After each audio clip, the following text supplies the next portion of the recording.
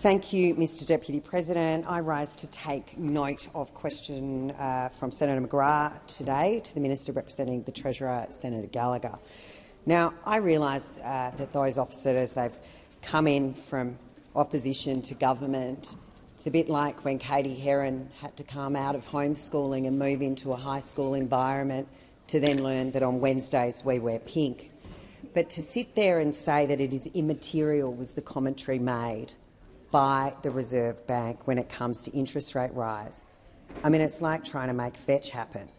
What they're actually saying is that you have your foot on the pedal, on the accelerator, at the same time the Reserve Bank is trying to put its foot on the brake.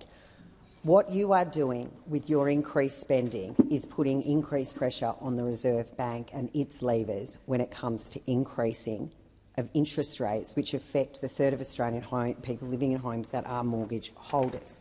Not only do those mortgage rates impact our homeowners, middle Australians trying to pay off their homes every day, it's putting increased pressures on our renters, but it's also putting increased pressure on our small businesses as their interest rates continue to climb. Now, those opposite don't seem to understand that the everyday Australians, and particularly working Australians, are finding it increasingly difficult every single day to meet the demands, to keep up with cost of living, to put food on the table, to pay the rent, to pay the mortgage, to pay the school fees, to put clothes on their kids' backs, to pay for school supplies. All of those things are increasing pressures for families across the country. But those opposite literally seem to be one step off telling Australians that it's better than ever before. They're actually better off than they were 12 months ago. I asked in this place 1 week ago, bring me one Australian who is better off today than they were 12 months ago. Well, my office has been inundated with emails of saying, absolutely not. I am considerably worse off. My mortgage has doubled. My power bill has doubled. The price of putting petrol in the car has doubled. The grocery bill has continued to climb and climb and climb, and there is absolutely nothing that those opposite are doing to alleviate any of these pressures. In fact, every single measure that they are taking is increasing costs for all Australians, small and medium-sized businesses, putting pressure on supply chains, which we are in the cycle now of increasing inflation, increasing costs and increasing pressure for Australian families. And we learned today, as one of the things that's being spouted by the opposite, is their investments, and the investments they're making in things like the care industry. You know, they're going to boost the wages of nurses, but not aged care nurses. We learn now that over a quarter of those aged care nurses actually won't be eligible for any increase in their wages. And what they're actually not honest about either when they talk about lifting wages, aged care services are actually generally owned by private providers. So the government is saying, we're just going to give these private providers a chunk of money with the expectation that they're going to pass it on to their nurses to provide higher wages. This is an absolute furphy to say to the Australian people that they are delivering higher wages, because we learned today that a quarter of nurses are not going to get any pay rise at all.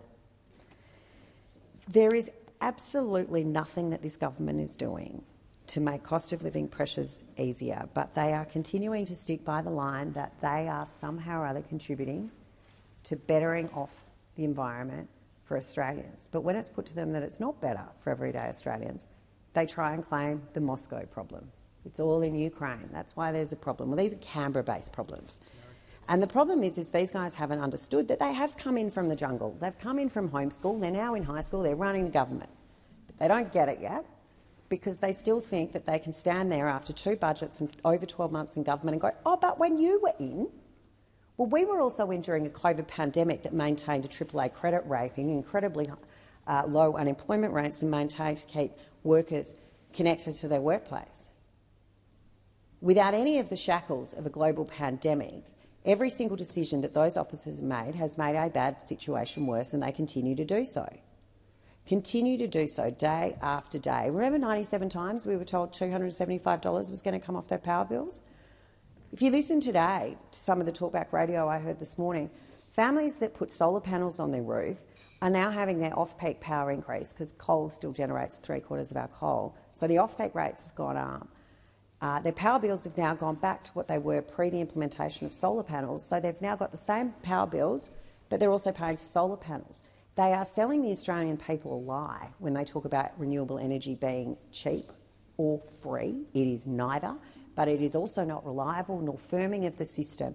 And so just remember those opposite when the rolling blackouts start, when you can't turn on the heater, when you can't turn on the air conditioner in summer and you can't afford your power bill. Senator Green.